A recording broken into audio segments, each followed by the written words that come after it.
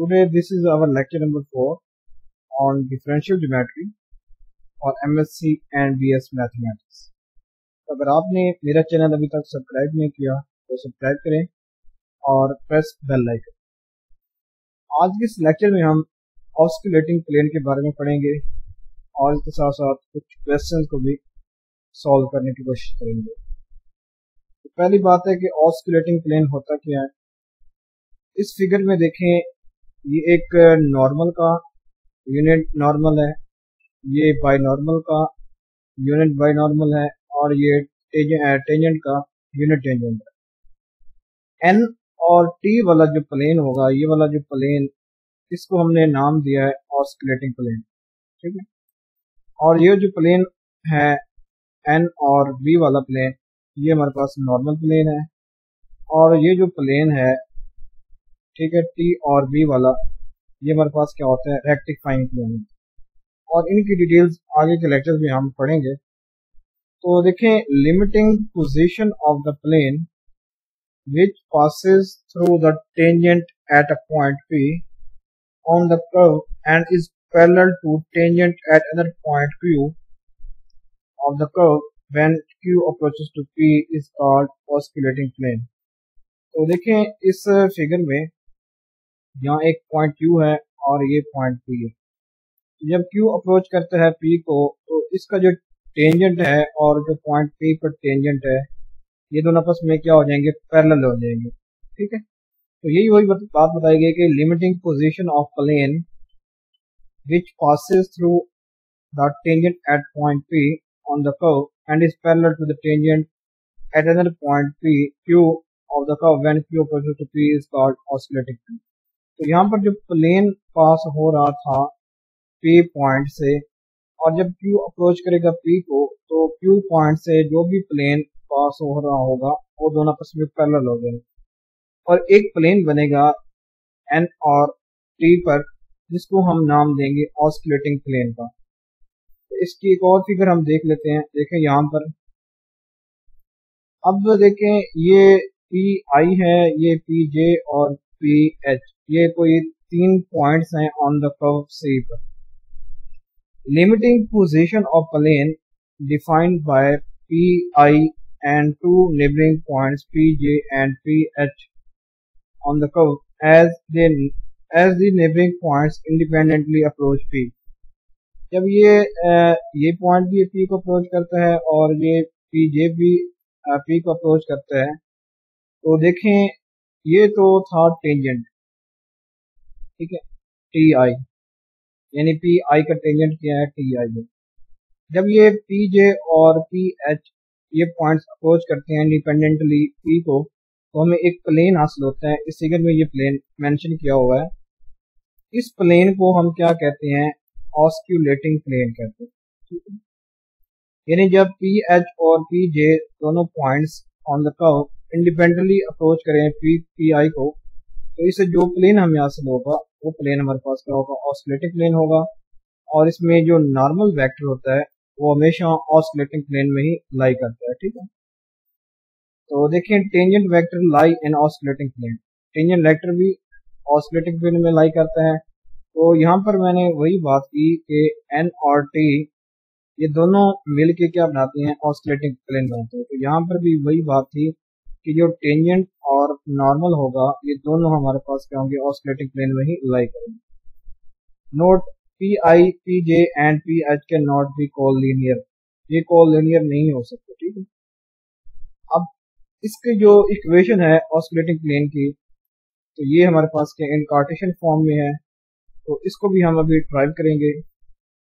अब इसकी डेरिवेशन क्या होती है, देखें इक्वेशन हम कैसे ड्राइव करते हैं। Let P of T and Q of T plus del T are 2 points on the curve C। अब ये कोई कर्व C है और इस पर एक पॉइंट P ऑफ T है और दूसरा point Q of T plus del T है, ठीक है। और इस जो हमारे पास कॉर्ड है, इसकी जो समझ लें लेंथ, वो डेल R है। अब क्यूब का position vector with respect to region R plus del R है और P का R है। और कोई एक अनदर पॉइंट टेंजेंट पर कोई S है और इसका position vector R capital R है। Let P of t and Q of t plus del t are 2 points on the curve C. Then the tangent at P and Q are parallel to vectors. तो इससे previous lecture में हमने देखा था जो derivative होता है इस टेंजेंट लाइन के पैरेलल होता है। तो tangent at P and Q वो पैरेलल होंगे इन डेरिवेटिव्स के, इस डेरिवेटिव के और इस डेरिवेटिव के, ठीक है, at P and Q respectively.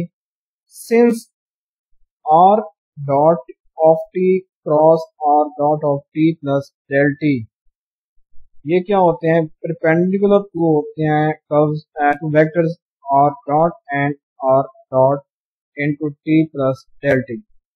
देखिए अगर कोई ए क्रॉस बी का अगर हम मैं लेता हूँ क्रॉस प्रोडक्ट लेता हूँ तो ये क्रॉस प्रोडक्ट परपेंडिकुलर होगा, फॉर एग्जांपल ए के भी होगा और बी के भी होगा।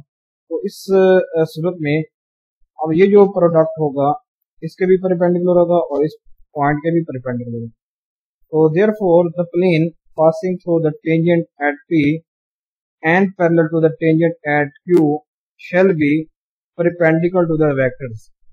और कहता है कि अगर ये दोनों क्रॉस प्रोडक्ट इंडिपेंडेंटली ठीक है क्या होता है कि आर डॉट ऑफ टी पर परपेंडिकुलर है, इस तरह R dot of T plus del T पर परपेंडिकुलर है, इसका मतलब ये होगा कि जो प्लेन पास करेगा टेंजेंट एट पी पर and parallel to tangent at Q of T plus T पर, ये भी परपेंडिकुलर होगा इन वेक्टर्स के, इस वेक्टर के भी परपेंडिकुलर होगा R into T, R dot into T plus del T minus R of T के, इसके भी परपेंडिकुलर होगा एंड हेंस टू इसके भी परपेंडिकुलर होगा, इन तीनों के वो क्या होगा, परपेंडिकुलर होगा।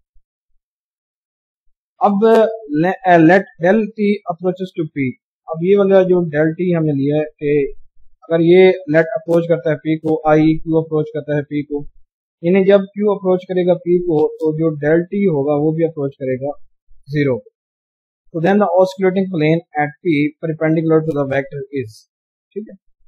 अब जो कह रहा है कि ऑस्किलेटिंग प्लेन होगा एट अ पॉइंट पी पर perpendicular to the vector is R dot of T cross limit del t approaches to zero r dot of t plus del t minus r dot of t over del t। ये वाली equation हमारे पास ये आ चुकी है मुकम्मल। हमने क्या किया कि इस पर लिमिट अप्लाई कर ली, जब हमने लिमिट अप्लाई की तो ये पहले सिंगल डेरिवेटिव था तो अब ये क्या हो गया, डबल डेरिवेटिव, ठीक है। अब ये डायरेक्टली कैसे हमने इसको यूज किया, इसकी थोड़ी सी ये एक्सप्लेनेशन है, देखें आर डॉट ऑफ टी और R dot of T plus del T, अगर इन दोनों का क्रॉस प्रोडक्ट लें और ये परपेंडिकुलर होगा किस पर, ओपी पर। देखें ओपी, ओपी क्या है, ओपी ये आर है,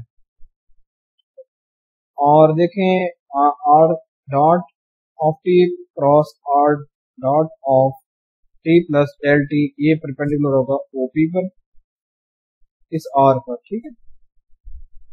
अगर इन दोनों का अभी इसमें से अगर मैं कोई भी आर डॉट ऑफ टी को सब्ट्रैक्ट कर लूँ तब भी ये क्या होगा, परपेंडिकुलर ही रहेगा, ठीक है। और जब हम इस पर कोई टर्म डिवाइड कर लें इस सेकंड वाले पर तब भी ये क्या रहेगा, परपेंडिकुलर की कंडीशंस को सेटिस्फाई करेगा। तो अगर हम इस पर लिमिट अप्लाई करें तो ये क्या बनता है, R dot of T cross और double dot of T perpendicular होगा ओपी पर। तो OP perpendicular to P S, अब देखें जो ओ पी है ये परपेंडिकुलर है पी एस पर, तो पी एस की वैल्यू क्या है, आर यानी कैपिटल आर माइनस आर है, ठीक है। देखें इस फिगर में देख सकते हैं कि जो ये वाला ओ पी है ये पी एस पर परपेंडिकुलर है, तो जो ओ पी होगा परपेंडिकुलर होगा आर माइनस आर, ठीक है, स्मॉल आर पर। तो हम ओ पी की जगह हम क्या लिख सकते हैं, आर माइनस, ठीक है, स्मॉल आर। अब ये देखें ये वाला वेक्टर इस पर परपेंडिकुलर है, मीन इन दोनों का डॉट प्रोडक्ट क्या होगा, जीरो के इक्वल होगा, ठीक है, इनका डॉट प्रोडक्ट क्या होगा, जीरो के equal. Let R be position vector of current point on the oscillating plane, then the vector R minus R lies on the oscillating plane. So इन दोनों का डॉट प्रोडक्ट क्या होगा, जीरो होगा, क्योंकि ये क्या थे, परपेंडिकुलर थे। तो इसको हम इस तरह भी लिख सकते हैं in form of triple products, ठीक है। This is a vector form equation of oscillating plane. ये इक्वेशन ऑफ ऑसिलेटिंग प्लेन है इन वेक्टर फॉर्म में। अब इसको हम, ये उसकी कार्टेशियन फॉर्म है, ठीक है, तो हम इसको इस फॉर्म में भी लिख सकते हैं। इसको जब हम सॉल्व करेंगे तो हमें यही इक्वेशन नंबर 1 मिलेगी। तो this is the equation number 2 जो कि कार्टेशियन फॉर्म है किसकी, इक्वेशन ऑफ ऑसिलेटिंग प्लेन की। तो इसमें कैपिटल एक्स माइनस एक्स, ठीक है, इस तरह Y minus capital Y, Z minus small Z, नीचे एक्स डॉट है, वाई डॉट, जेड डॉट, नीचे X double X dot, double Y dot, और यहाँ पर double sorry Z double dot है, इस तरह के, यानी ये Y double dot, X double dot, Z double dot, which is equal to 0। तो ये हमारे पास इन कार्टेशियन फॉर्म में इक्वेशन ऑफ ऑसिलेटिंग प्लेन है। अब इसका कुछ इनके कुछ क्वेश्चन देख लेते हैं। Find the equation of oscillating plane for the curve. अब ये हमें कर्व गिवन है, ये टी की फॉर्म में है, तो ये जो आर होगा वो आर इज इक्वल टू क्या होगा, आर ऑफ टी के इक्वल है, ठीक है। तो यहाँ पर हमें ए बी सी की एक्स वाई जेड की वैल्यूज गिवन है। ये एक्स की वैल्यू गिवन है, फिर वाई की वैल्यू गिवन है, और जेड की वैल्यू गिवन है, ठीक है। अब देखिए हमें चाहिए सिंगल डॉट भी चाहिए, डबल डॉट भी चाहिए। इस तरह हम क्या करेंगे, इनका डेरिवेटिव लेंगे विद रिस्पेक्ट टू टी। तो अगर मैं इसका डेरिवेटिव लेता हूँ विद रिस्पेक्ट टू टी तो 3 मिलता है, जब हम कांस्टेंट का डेरिवेटिव लेंगे तो 0 मिलेगा। इस तरह 3t स्क्वायर का क्या डेरिवेटिव होगा, 6t होगा, और 6t का डेरिवेटिव क्या होगा, डबल डेरिवेटिव t 6 होगा। इस तरह z हमारे पास 2t क्यूब था, इसका सिंगल डेरिवेटिव क्या होगा, 6t स्क्वायर, ठीक है, और इसका डबल डेरिवेटिव क्या होगा, 12t। अब यही हम वैल्यूज क्या करेंगे, इक्वेशन नंबर 2 में पुट करेंगे। तो कैपिटल एक्स वैसे रह गया, माइनस स्मॉल एक्स 3t था, इस तरह ये स्मॉल वाई 3t स्क्वायर था, और स्मॉल जेड क्या था, 2 क्यूब था, 2t क्यूब। इस तरह अब सिंगल डेरिवेटिव, ठीक है, विद रिस्पेक्ट टू एक्स था, फिर वाई था, फिर जेड, फिर double derivative with respect to X था, फिर वाई, फिर जेड इज इक्वल टू 0। अब हम क्या करेंगे, इस इक्वेशन को एक्सपेंड कर लेते हैं। ये हमारे पास एज अ मैट्रिक्स फॉर्म बन गई। अब इसको हम क्या करेंगे, एक्सपेंड कर लेंगे। अगर आप कॉलम 1 एक्सपेंड कर लें, रो 1 एक्सपेंड कर लें, तब भी आपके पास आंसर सेम होंगे। तो मैंने क्या किया हुआ है कि कॉलम 1 को एक्सपेंड किया हुआ है, एक्स माइनस 3t। अब ये वाली कैंसिल, ये भी कैंसिल, तो बाकी ये टर्म्स बच गई। इन टर्म्स को हम लिख लेंगे इन मैट्रिक्स फॉर्म में, ठीक है, -3। अब ये क्या हो गया, पहला पॉजिटिव होता है, फिर नेगेटिव, और फिर लास्ट वाला पॉजिटिव। इस तरह की हम क्या करते हैं, इन इस मैट्रिक्स फॉर्म को एक्सपेंड करते हैं, ठीक है। और ये जब हमने -3 ऐसे किया तो हमारे पास बाकी क्या आ गया, capital Y -3t square, Z -2t cube, 6 12t which is equal to 0। अब ये लास्ट वाला 0 था, तो हमने इसको एक्सपेंड नहीं किया, वैसे 0 बन गया। तो इसको जब हम ओपन करेंगे तो देखें हमारे पास क्या आता है, 72 X T square minus 36 X T square minus 216 T cube plus 108 T cube minus 36 Y T plus 108 T cube plus 18 Z minus 36 T cube. हमने इसको एक्सपेंड किया हुआ।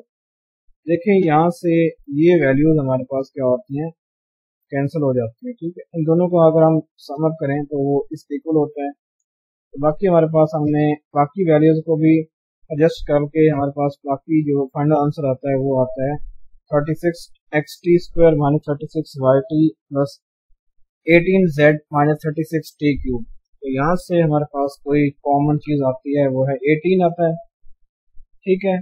तो 18 को जब हम क्या करेंगे, कॉमन लेंगे, तो बाकी हमारे पास क्या आएगा, 2t square X minus 2 Y T plus Z minus 2t cube is equal to 0।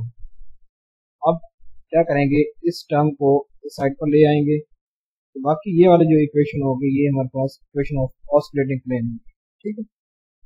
Next question देखते हैं अभी। x is equal to a cos of theta, y is equal to a sin of theta, z is equal to c theta. Find the oscillating plane at origin O on heel x. तो हमने क्या करना है कि यहाँ पर जो ऑस्ट्रेटिक plane find करना है at point O on helix, ठीक है। तो यहाँ पर हमें एक्स की वैल्यू भी गिवन थी, वाई और जेड। अब देखें जो हील एक्स होती है उसकी आई थिंक इस तरह की कोई फॉर्म होती है, ये वाली कर्व फॉर्म में होता है, इस तरह की कोई इसकी हील एक्स की फॉर्म होती है, ठीक है। स्प्रिंग नुमा फॉर्म होती है इसकी। तो हमने इसकी ऑस्किलेटिंग प्लेन की इक्वेशन फाइंड करनी है एट पॉइंट ओ पर ऑन हील एक्स, ठीक है। अब ये मैंने किसके क्या किया, सिंगल डेरिवेटिव डबल डेरिवेटिव इनको कैलकुलेट कर लिया और इस इक्वेशन में हमने इसको पुट कर लिया। फिर हमने क्या किया, अब मैंने इस थर्ड कॉलम को मैंने एक्सपेंड किया, ठीक है। तो ये पॉजिटिव नेगेटिव पॉजिटिव, ठीक है, पॉजिटिव नेगेटिव पॉजिटिव होता है, ठीक है। अब जेड माइनस सी थीटा था, तो जब हमने ये कैंसिल हो गई और ये कैंसिल, बाकी ये वाले टर्म्स, ठीक है, तो इनको हमने वैसे लिख लिया। और ये हमने क्या किया, जब हमने सी को एक्सपेंड किया तो ये चीज़ सेकंड रो कैंसिल और थर्ड कॉलम कैंसिल, तो बाकी वैल्यूज आती हैं X minus A cos theta, Y minus A sine theta, minus A cos theta, minus A sine theta is equal to 0। अब हम क्या करेंगे, इन वैल्यूज को सॉल्व करेंगे, यानी क्रॉस प्रोडक्ट लेंगे, दरमियान में नेगेटिव की अलामत होगी। तो जब हमने इनको सॉल्व करेंगे तो देखें पहले ये वाली आती है, और अब जब हम सेकंड को सॉल्व करेंगे तो वहां से हमारे पास ये दोनों वैल्यूज आपस में कैंसिल हो रही हैं, ठीक है। तो z minus C theta into ए स्क्वायर, अब यहाँ से हम क्या करेंगे, ए स्क्वायर कॉमन लिया, बाकी sine square of theta plus cos square of theta plus क्या आ गया, अब देखिए negative negative plus C X A sine theta और negative plus negative C Y A cos of theta is equal to 0। तो ये यहाँ से ये वाली वैल्यूज 1 और z माइनस सी थीटा, अब ये मल्टीप्लाई होगा ए स्क्वायर से, बाकी ये वैल्यू वैसे आती है, ठीक है। तो Z A square minus C A square theta plus C X A sine of theta minus C Y A cos of theta which is equal to 0। अब हमने क्या किया कि सब में ए की वैल्यू थी, तो हमने ए से इस इक्वेशन को समझ लें ये 1 समझ लें, इसको हमने ए पर डिवाइड किया, ठीक है। डिवाइड किससे किया, ए पर। तो बाकी देखें स्क्वायर था वो सिंगल ए बन गया, यहाँ पर स्क्वायर था वो सिंगल बन गया, यहाँ से ए कैंसिल हो गया, यहाँ से भी ए कैंसिल हो गया। तो minus C sine theta X minus C cos theta Y plus A Z which is equal to C A theta, ठीक है। तो this is our required equation of osculating plane. So thanks for watching this video.